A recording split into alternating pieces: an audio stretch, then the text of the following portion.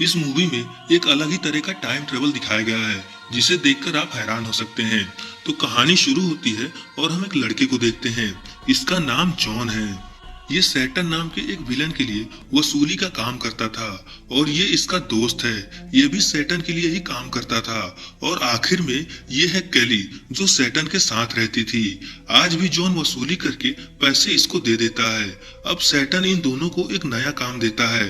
ये बताता है कल एक जगह पर पैसों की हेरा फेरी होने वाली है, इसीलिए तुम दोनों वहां जाओ और वो पैसा मेरे लिए लूट कर ले आओ। ये दोनों कहते हैं जैसा आप कहो बॉस। अगले दिन ये दोनों उस जगह पर पहुंच जाते हैं और अपने चेहरे को एक मास्क से कवर कर लेते हैं जिससे कोई इन्हें पहचान न सके। ये दोनों अंदर जाकर वो सारे पैसे इस आदमी से लूट लेते हैं। ये आदमी इन्हें ऐसा करने से मना करता है मगर ये दोनों नहीं मानते।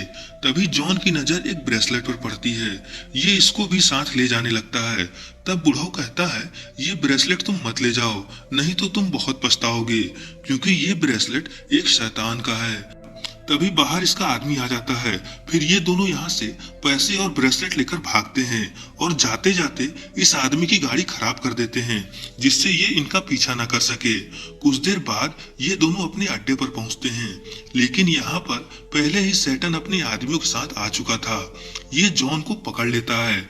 इसे जॉन पर शक था कि ये जॉन को धोखा देगा और सारे पैसे लेकर भाग जाएगा, इसीलिए इसको पकड़कर मारने लगता है और पैसों वाला बैग भी छीन लेता है।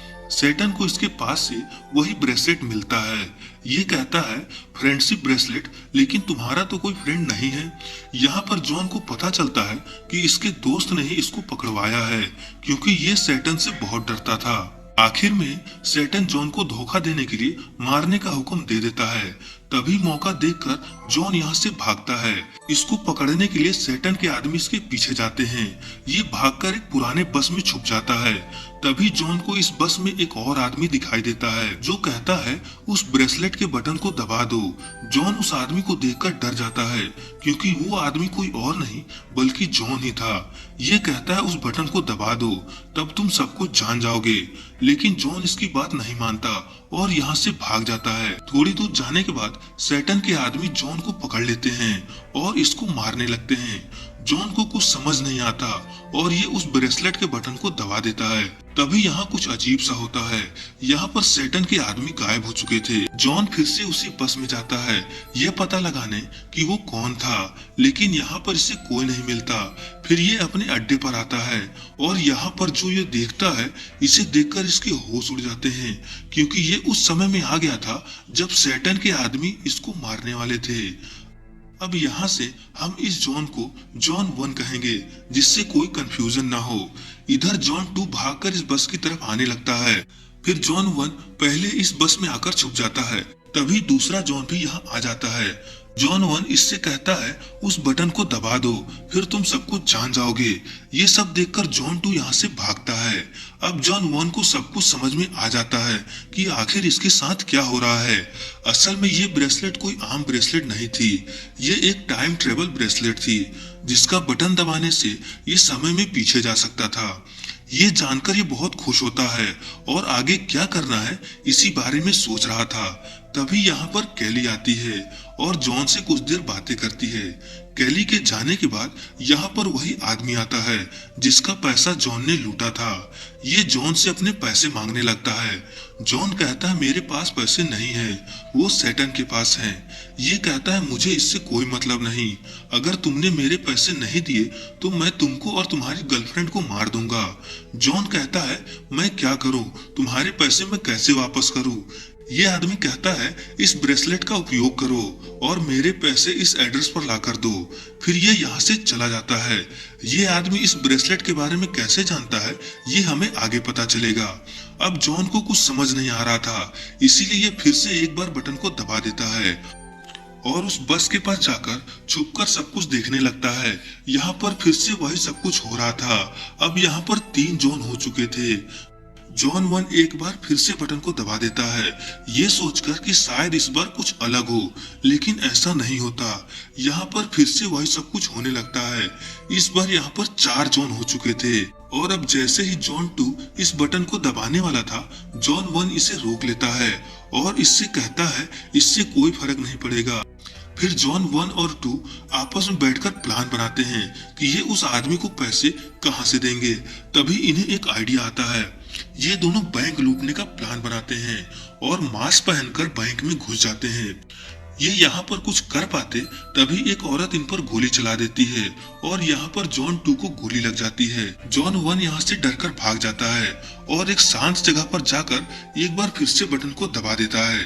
अब ये फिर से उस समय में पहुंच जाता है जब दो जॉन बैंक लूटने का प्लान बना रहे थे। अब ये चुपचाप पहले ही उस बैंक में जाकर बैठ जाता है और उस बंदूक को उस जगह से हटा देता है।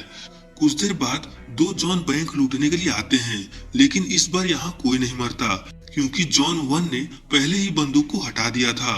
अब ये तीनों यहाँ पर एक साथ मिलकर बैंक लूटते हैं, लेकिन फिर भी इन्हें कोई खास फायदा नहीं होता। अब यहाँ से आगे बहुत ही कंफ्यूजन है क्योंकि हमें ये नहीं पता कि ओरिजिनल जॉन कौन है। सभी लोग अपने आप को ओरिजिनल समझ रहे थे, इसीलिए हम सिर्फ जॉन 1 को ही लेकर कहानी में आगे बढ़ेंगे क्योंकि इनमें से कोई भी उस बटन को दबाएगा उतने ही और जॉन आते जाएंगे। दूसरी तरफ हम सैटन को देखते हैं जो अपने आदमियों से जॉन को ढूंढने के लिए कह रहा था। इधर ये तीनों जॉन सैटन से पैसे वापस लाने के लिए इसके घर जाते हैं और यहाँ पर जॉन 3 से 5 हो जाते हैं और सैटन को बेवकूफ बनाकर इसके पैसे और कैली को अपने साथ ले आते हैं।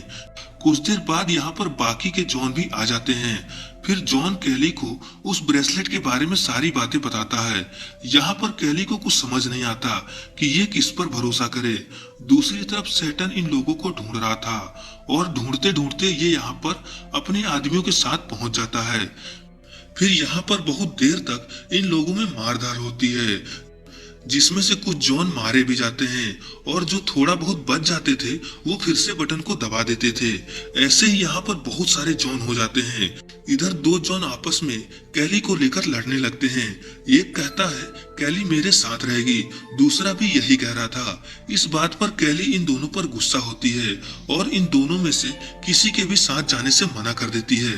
फिर जॉन यहाँ से भाग जाता है और ये सब कुछ रोकने के लिए उसी बूढ़ों के पास जाता है और ये ब्रेसलेट उसे वापस कर देता है और कहता है आखिर ये सब कैसे रुकेगा। बूढ़ा इसे बताता है मैंने पहले ही कहा था तुम इसे मत ले जाओ, लेकिन तुम नहीं माने। फिर ये जॉन को एक छोटी सी कहानी बताता है कि बहुत समय पहले ये ब्रेसलेट एक राजा पहनता था और बार बार इसका प्रयोग करता था और एक दिन वो लोग इतने ज्यादा हो गए कि वो आपस में ही लड़ने लगे और आखिर में एक दूसरे को मार दिए, जैसे कि अब तुम्हारे साथ होने वाला है। जॉन डर जाता है और ब्रेसलेट को यहीं छोड़कर जाने लगता है। ये भागकर कैली के पास आता है और इससे माफी मांगता है और ये भी कहता है कि आज से ये उस ब्रेसलेट का उपयोग नहीं करेगा। कैली इसे माफ कर देती है। फिर जॉन और कैली यहाँ से कहीं दूर जाने के लिए निकल जाते हैं, लेकिन तभी यहाँ सैटन आ जाता है और जॉन को पकड़ लेता है। कैली बहुत रिक्वेस्ट करती है कि इसे छोड़ दो, लेकिन सैटन नहीं मानता। ये जैसे ही जॉन को मारने वाला था तभी यहाँ वही आदमी आ जाता है जिसका पैसा जॉन ने लूटा था। ये सैटन को गोली मार देता है और अपना पैसा लेकर यहाँ से चला जाता है। यहाँ पर हमें ये पता चलता है कि ये आदमी उस बूढ़ों के साथ काम करता था, इसीलिए इसको ब्रेसलेट के बारे में सब पता था। अब जॉन और कैली इस शहर से दूसरे शहर जाने लगते हैं और इसी के साथ ये फिल्म खत्म हो जाती है। दूसरी तरफ जितने जॉन बच गए थे वो लोग क्या करते हैं ये हमें मूवी में नहीं दिखाया गया है। शायद वो आपस में लड़कर मर गए हों या अलग अलग जगह पर रह रहे हो या जॉन की तरह ही समझदार होकर वो ब्रेसलेट उतार दिए हो। ये सब हमें मूवी में नहीं दिखाया गया था। तो ये थी इस मूवी की कहानी। चलिए मिलते हैं किसी और मूवी के साथ।